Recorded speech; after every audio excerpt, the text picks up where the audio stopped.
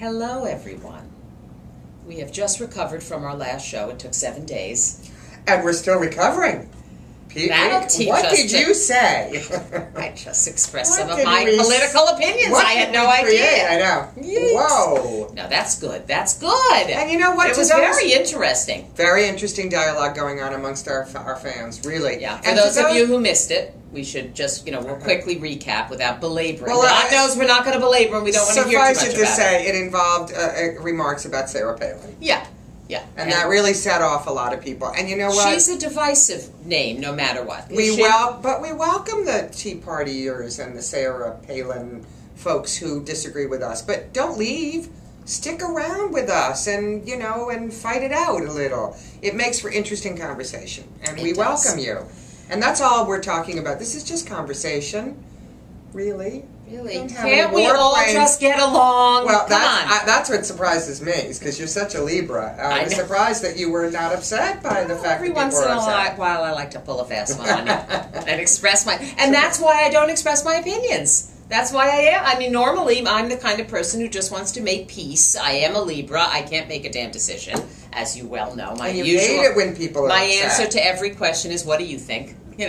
That's the way I am. That's my answer to everything. Except with me, but... Well, you're a different story. I've had it with you. You argue with everything, I say. I've had it with you. No, but I really find that when I express my opinion, I do get in trouble, and...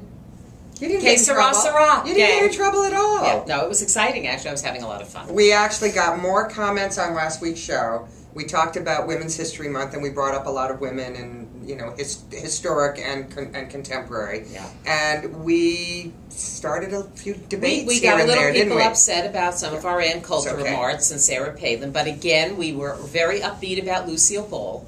So...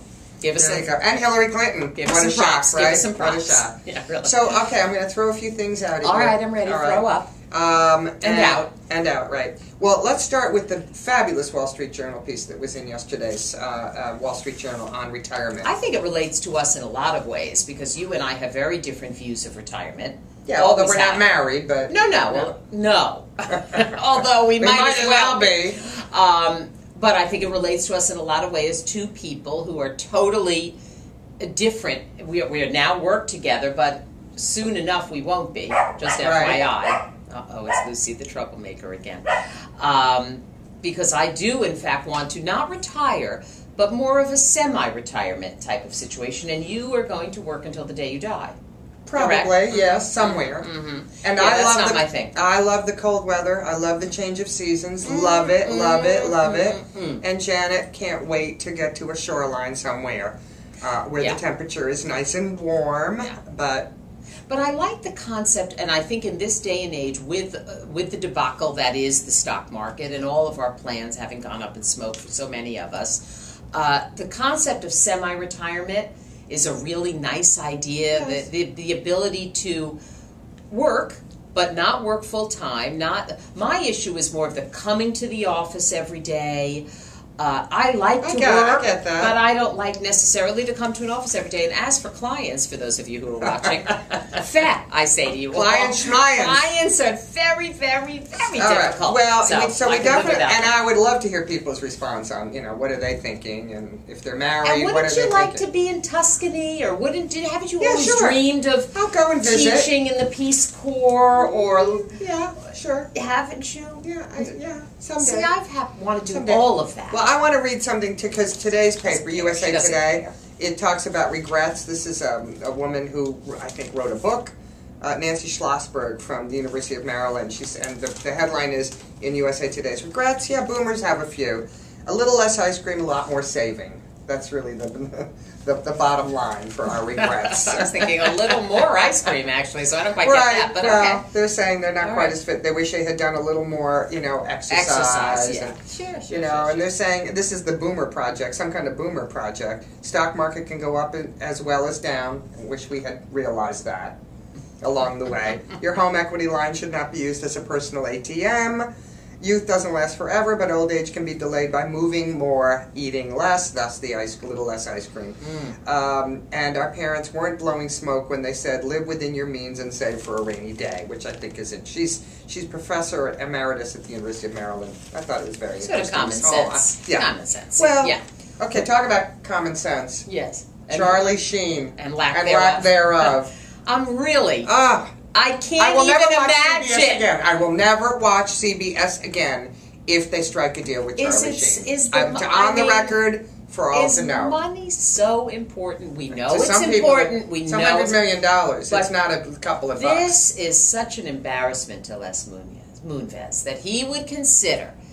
And I granted it's the #1 show, and granted it's hundreds of millions. Find someone to replace him and make it a successful show. And stop being such a kiss ass. Such a kiss. Stop kissing the ass of that strange man who doesn't mental man. Who doesn't. And by the way, there are plenty of other people already kissing his ass, as evidenced by his goddesses. I know. Who God only knows. And that intern, God knows the intern he's going to be hiring. That'll be some more ass kissing. But I just don't get it. How can you not have some cojones and just say no more, Charlie Sheen? You're crazy. And now they're saying that Les is going to take him under his wing. Oh, I don't want to hear it. I don't care. I don't care. You know, put him under lock and key. Shame on him. Money, money, money. Oh, money, I was so hoping he would not get rehired. It was really.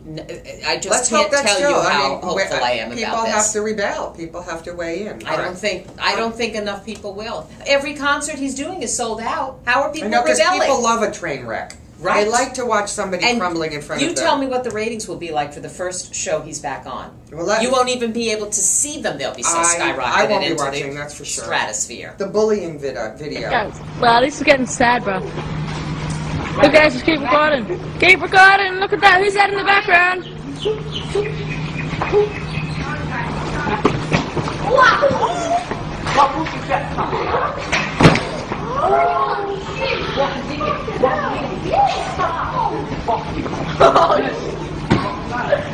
Cut your ass! I think you need to back up on me. You're right. How do you feel about that? Well, when I first saw let me also preface by saying I have a large child. My son has always been large, tall, and big, and actually resembled very much the kid in the kid that got the kid that got bullied first. Yeah. And I used to say to him, you know, did people ever make fun of you? Way back in 3rd grade, and he'd say, oh yeah, they call me names and bear, and they poke at me and would hide behind me. And I'd say, well, what do you do? And he would say, very wisely, even at a young age, I asked him, are they done? Have you finished? And then I move on with my life. This kid obviously just couldn't take it anymore. Well, Adam was blessed with brains. We don't know. Patience. Right, and he's just a very and he had a bunch of good friends. Yeah, yes. I mean, I don't know this kid. It's an Australian video, as we all know. See, I didn't blame him. I was like, with the big kid. Go, boy. When he slammed that little punk, I was like, yes. And you heard they were on they've been doing Today. They were on the Today. The young boy was on the Today show. Well, yeah, I think both of them were on. Were they both? Both of them said the young boy. He started it first, and he provoked me. Well, the young boy is claiming that he too was bullied, which doesn't surprise me because he is a very, small kids also get bullied. Yeah. So I think it was sort of one of those where he had it, so he was bullying to make himself feel superior. You know, it's crazy. Bullying, it's an insidious thing. But my instinct initially was like, yes. On behalf of everyone who's ever been bullied, I was thrilled. Even though it was, obviously a very intense moment when he head slams a young child, you still could just feel that he deserved to do that. And then we heard, Beth told us, our producer told us before we went on today, that Chris Brown threw another hissy fit and threw a chair into a window on Good Morning America. How have you been able to I've been focusing on his album, I think this album is what, I want people to hear and want people to really get into. So definitely this album is what I want them to talk about and not the stuff that happened 2 years ago. But you know what? Do these guys ever get better? Do they ever get healed in the head? Does anybody help them? He's 22 years old. His brain has not evolved yet. It really, no matter what he says and how many managers he has, this could do him in. And we if have in to fact find it out actually happened. It happened because they brought up Rihanna and he just didn't want to talk about it anymore. He'd had it up to here. Well, too bad. Yeah. I mean, that happens quite a bit. There's you're not allowed to control your own interviews on a news show. No, don't go on the new show. Now, if then. he came on the Boomer Broads, we would. Whatever I you would want. have honestly. Oh, I would come have on, asked you him the would not. same question. I would have the first Unless question. he had said, "Please don't ask me First that question." question out of my mouth, even if he had said, "Please don't ask that Okay, question," very nice. would have been. And tell me about your whole situation with Rihanna. I'm sorry. Okay, I'll go to something a little easier. Will, right. Will and Kate, and all the brouhaha. I can't wait. End I of will April. Be glued. End of April. I will be glued. April 29th. I Right? cannot wait. I I cannot love wait. her, love her, love her, Everything and I about like, that. and I really have always loved him. I loved him because he was such a good son, for starters. He loved his mother so much. That was the biggest thing for me. I just think a that great kid. they're a model Fantastic couple of couple. how to conduct your lives Yeah. under pressure. Would you ever though want to be her? As perfect and wonderful Or as she him. is. Well, him, he's born into it. She's choosing this life. She is She must choosing love him. never, ever to have a moment to herself. But I love the What a fact that they're going to horrible live thing. in their little house, and they're not going to have any servants, and they're going to be great. They're still going to be surrounded by paparazzi, and they will not have a life. And she has made an I interesting think security decision. will protect them. I really Well, do. it did protect his mother. I think she really loves him. I think she does too. I'm not saying she Despite doesn't it all. love him, but it's a tough Oh, that's life. a tough Like say, one. have an affair. Tough one. Don't live it. Okay.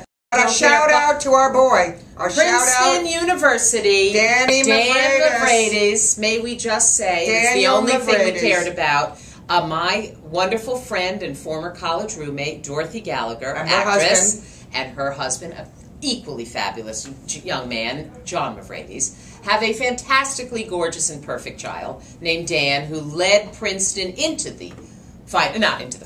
into March Madness, and lost in the first round to Kentucky by a whisper.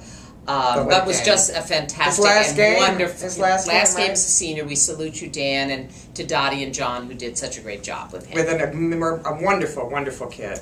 And then I have to talk about my tramp stamp. I don't like that expression at all. I think it's Can't you hysterical. just call it a tattoo? Okay, I got a tattoo this week. We'll show you what it is, and it's still a photo. I can't stand up and show you because... Please don't stand. But up. those of Please you don't who ask Google her. tramp stamp, and you'll see. I had no idea that's what it was called, but So it's above your butt. yeah, a little over to the side, which I'm told disqualifies it as a tramp stamp. It would have to actually be on Oh, thank God. my butt. Well, that's something at least. And it does, it is the Pays phrase tribute. that you are known for here at the office and amongst her friends and family, which is If they can put men on the moon, which is all that Anne-Marie ever says, because as far as she's Nothing is concerned, nothing impossible. is impossible. Nothing Which is is a nice impossible. way to end this show, I think. right? Have a great week and happy spring. Happy spring! Happy Go spring and Red go Red Sox! Sox. We're so April excited. 1. Oh my God! Season begins. That's Cannot the thing. wait. That's the Cannot thing, wait. says Beth.